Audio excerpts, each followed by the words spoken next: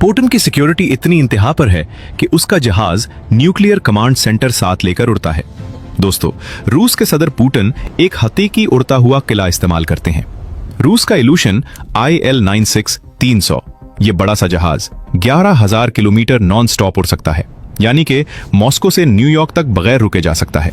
और ये सिर्फ एक सदारती तैयारा नहीं है, ये एक वॉर टाइम कंट्रोल सेंटर है, यानी कि पुतिन 40,000 फुट की बुलंदी पर बैठकर पूरे रूस को चलाने की पावर भी रखता है और दुनिया को उड़ाने की पावर भी रखता है।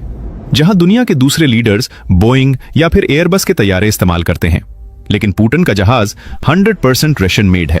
पुतिन की अपनी पर्सनल ब्लेड प्रूफ गाड़ी और एस-सेनेट, वही गाड़ी जो पुतिन ने पिछले साल किम जोंग उन को तोहफे में दी थी।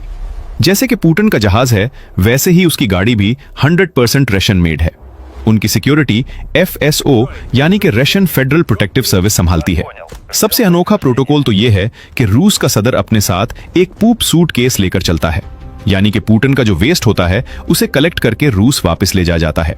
ये चीज सिर्फ इंडिया में ही नहीं बल्कि फ्रांस, अलास्का और सऊदी अरब में भी नोट की गई है।